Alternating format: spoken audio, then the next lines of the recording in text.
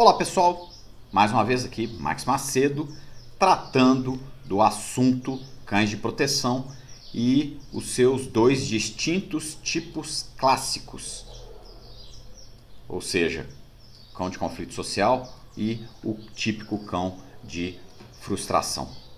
Prosseguindo nas questões de seleção, vamos lá. O maior problema inicial que nós temos que começar a resolver é a detecção do tipo de cão, o diagnóstico. Isso não é algo fácil e o interessante é que não é só algo difícil para os leigos, mas por incrível que pareça, é algo difícil também para os experientes. Para os leigos, o que eu recomendo? Que treinem muitos cães. Só treinando você vai conseguir entender a teoria. Só tentar seguir o raciocínio lógico e teórico não te levará à plena compreensão. Então, para quem é iniciante, tem que rolar muita água debaixo dessa ponte para começar a ter um conhecimento mínimo anterior para conseguir sim entender o que vem de mais complexo daí para frente. Já no meio especializado, por incrível que pareça, há muita confusão. Vamos lá. Onde nós vamos mirar o nosso foco de detecção ou diagnóstico desse cão? Ou desses dois tipos de cães? A avaliação se o cão é assim ou é assado. Nos cães adultos. Nós estamos criando cães de trabalho e não pet babies. Nós vamos ver os cães adultos em diversas atuações. Nós estamos tratando de cães de proteção. Onde nós vamos ver esses cães de proteção atuarem? Na polícia, por exemplo, nas ações militares, nas provas de Schutzhund, nas provas de ringue, etc. Não existe Policy Dog Baby ou Baby Policy Dog. Não existe Militar Baby Dog. Não existe Schutzhund Baby. Não existe Ring Baby, Mondial Baby Ring. Não existe. Para desempenhar esse papel, os cães têm que ser adultos por diversos fatores, não só de maturação neurofisiológica, mas de tempo mínimo necessário para que todos os ensinos dentro de cada programa possam se desenvolver a contento. Pois bem, eu vou usar muito do Schutzhund, que hoje recebe a denominação formal IGP, principalmente por dois motivos. Um deles, por ser uma atividade oficial mais universal e mais universalmente antiga. Então é só para facilitar a comunicação, porque onde há cães de proteção, e aí usando as duas principais raças para representar o cão de proteção, o Malinois e o pastor alemão, onde há esse tipo de cão no mundo, há praticamente a correlação necessária da existência do Schutzhund. Há uma correlação praticamente necessária. É muito pouco provável, e se houver, é a exceção, de haver um lugar onde haja, já historicamente, pastor alemão e ou Malinois, sem que esteja atrelado aos dois as provas de Schutzhund. Pode ser que exista na Terra algum lugar que exista esses dois cães e nunca existiu o Schutzhund, mas já começaram esses dois cães com provas de Mondial Ring, ou de Ring Belga, ou de KNPV, mas isso é a exceção. Então vamos trabalhar naquilo que é a tendência para facilitar e padronizar a nossa comunicação. Então esse é o primeiro motivo pelo qual, na maior parte das vezes, eu vou usar como exemplo o Schutzhund. E o outro motivo, que é porque, apesar de eu, Max Macedo, ter toda uma vida também na área militar e na área policial, a minha vida no treinamento tem muito mais profundidade e muito mais amplitude temporal dentro do Schutzhund, seja como treinador, seja como competidor, seja como treinador de outros treinadores e condutores, seja como figurante de campeonatos, seja como figurante de formação de inúmeros cães que disputaram campeonatos aqui e lá fora, seja como juiz, julgando provas pequenas a grandes campeonatos nessas últimas décadas, seja inclusive como dirigente de clubes e participante de toda a parte política e organizacional do pastor alemão nesses últimos pouco mais de 30 anos. Então, falei isso tudo para vocês entenderem o porquê que eu vou usar isso. Infelizmente, a gente tem que explicar tudo muito explicadinho, porque qualquer coisa gera tumulto na internet. E aí eu queria deixar bem claro que eu me responsabilizo pelo que eu falo e não pelo que as pessoas interpretam do que eu falo, porque há de se ter muito cuidado com a interpretação. E muito menos sou responsável por aquilo que outros dizem do que eu falo ou do que eu não falo, ou o que dizem por si mesmos. Por favor, repito, não coloquem palavras na minha boca. Pois bem, nós vamos então detectar esse cão. Vamos usar aqui como um modelo, um ensaio mental, as provas de Schutzhund. Acreditem, pessoal. Sobretudo, isso é no mundo inteiro. Sobretudo, dos anos 40, de 40 anos para cá, mais especificamente dos anos 90 para cá. Lógico que não é matemática, mas é estatístico, é progressivo, é uma tendência. E cada vez mais, 100% dos cães que atuam nas provas, sobretudo na medida em que aumenta-se o teor competitivo do certame, e aí ele começa a tomar uma cara cada vez mais esportiva, enquanto que as provas de trabalho, em sua essência, elas são ferramentas de seleção genética, mas na medida em que as mesmas provas, com os mesmos regulamentos, tornam-se competitivas, elas tomam um teor cada vez mais esportivo.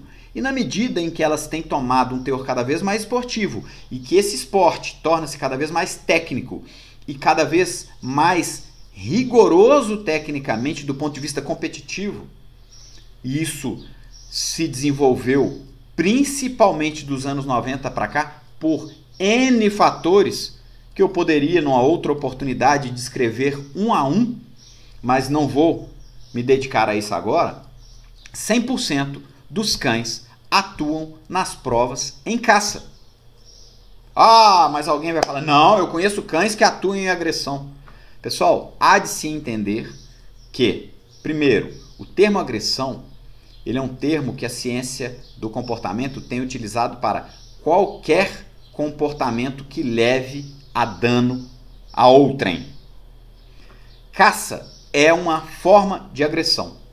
É denominado hoje de agressão predatória, que é um item acessório, componente do mecanismo de aquisição de alimento do predador. A maior parte dos cães atuam em agressão predatória e uma pequena parte atua em agressão por frustração, que é algo além da mera agressão predatória. E é isso que causa confusão, porque quando as pessoas veem cães com muito mais explosão, que aparece principalmente nos largas ou na guarda no esconderijo, quando o cão late, com aquela expressão mais agressiva, como muitos acreditam, latindo com aquela potência, com aquela frequência, com aquela intensidade, as pessoas acham que isso é agressão social e não é. Isso é uma agressão predatória que, em decorrência de bom trabalho de frustração, tornou-se agressão por frustração e gera a confusão. Ué, então por que não temos agressão social plena? nas provas. Por quê? Para o rigor técnico que se tem cada vez mais exigido, quem entra em prova com intenção competitiva quer marcar pontos. E a agressão social, ela é deletéria para pontos na atual perspectiva de julgamento. Quanto mais se exige, mais a agressão social do ponto de vista de facilitação da obtenção de altas pontuações é prejudicial.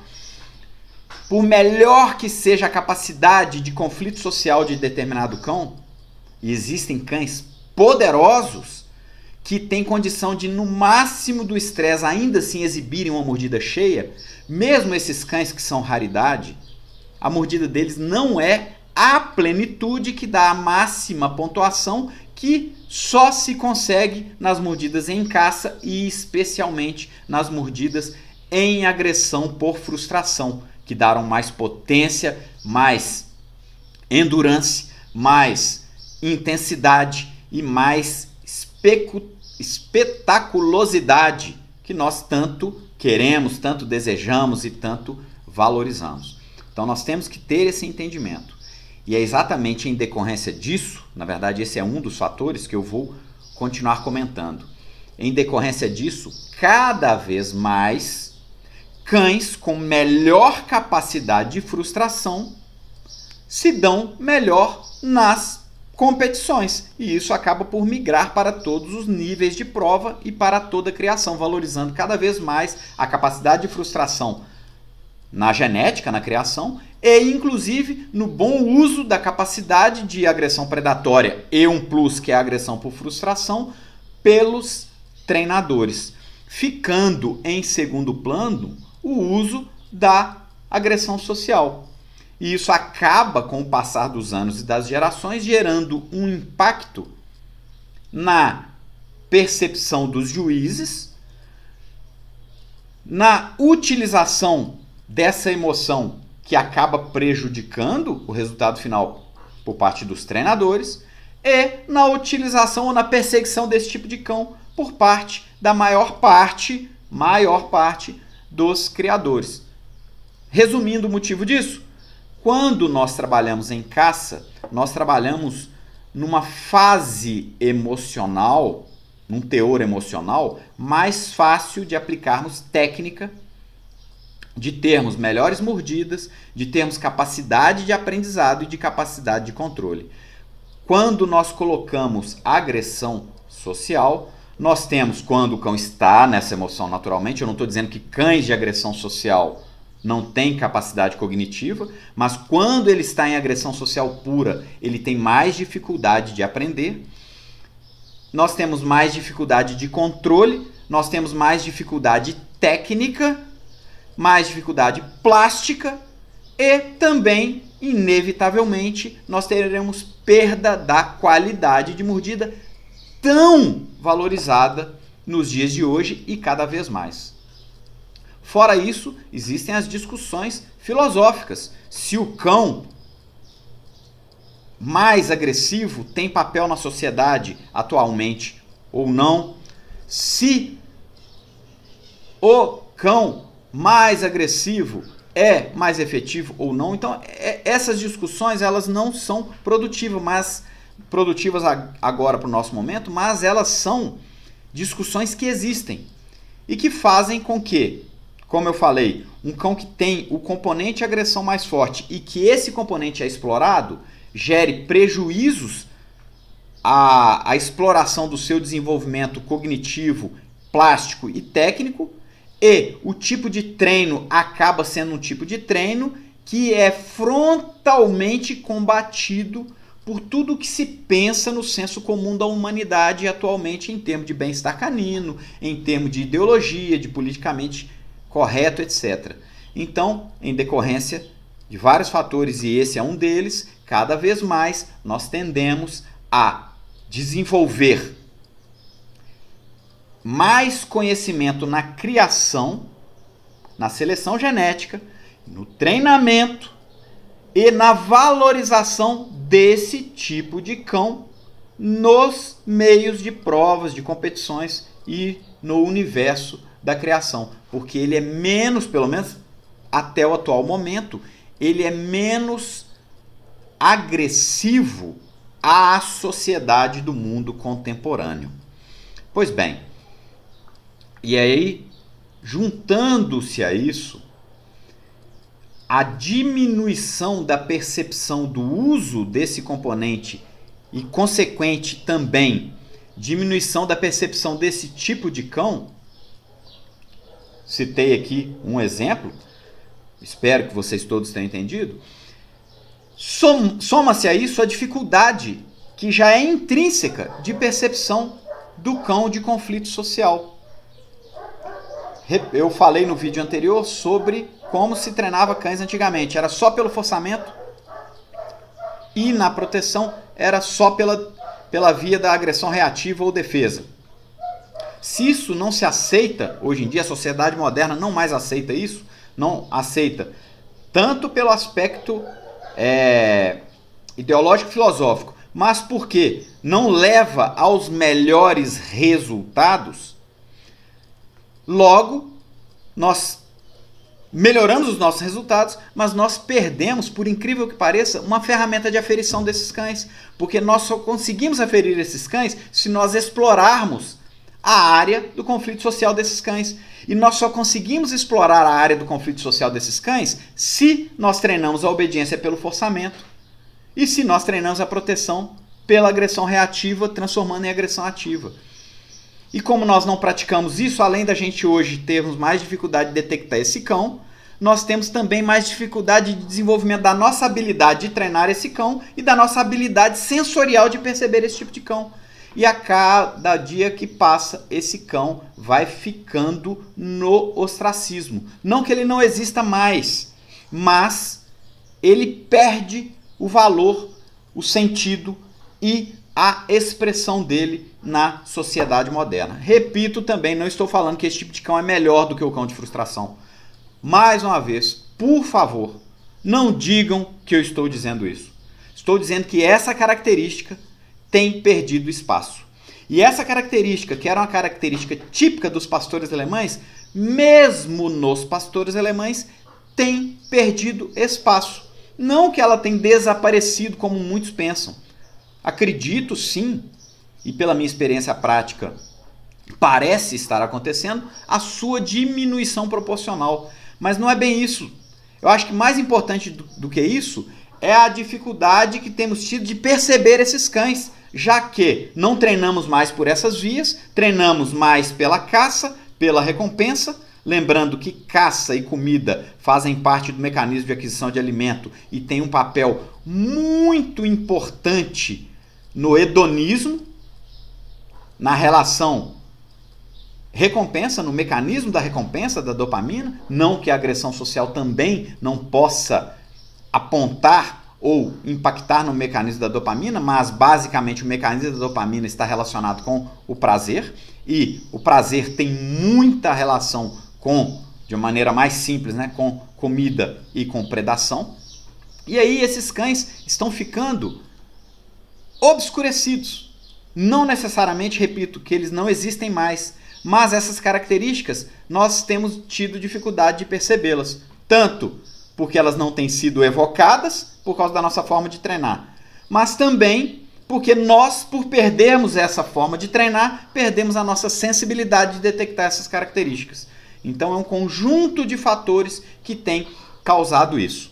E aí, a gente indo para a seleção, temos que ter em mente que esses cães, mesmo os que se apresentam aparentemente mais agressivos nas provas de trabalho, podemos aproximar de 100%, são de fato agressão por frustração com a plataforma da caça. Não confundam agressão por frustração com agressão social.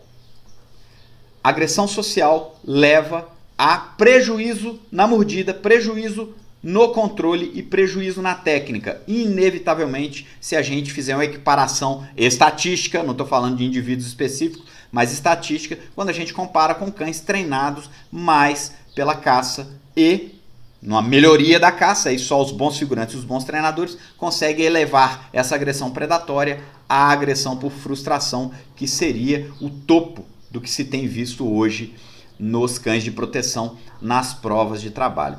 E aí, se a gente tem algo que nos leva a um resultado melhor,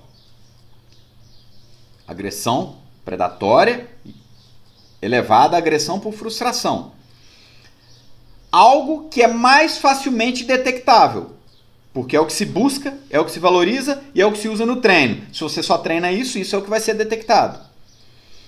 E se você tem algo que é mais precocemente, cronologicamente detectável, porque você já consegue ver a caça em indivíduos muito jovens, com 40, 50 dias, a gente já consegue ver em determinados indivíduos, determinadas famílias, determinados grupos, determinadas linhagens, determinadas raças, fica muito mais fácil de mergulhar nesse universo.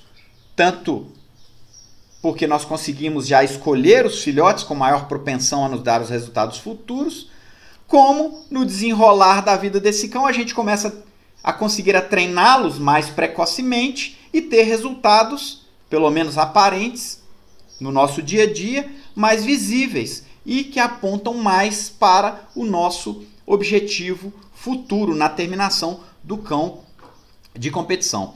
Já o cão de conflito social, repito, nós temos problemas sérios na detecção dele. Primeiro, para a gente detectar de fato, tem que ser desafiado em conflito social. Para isso, fare obediência no forçamento, proteção pela agressão reativa.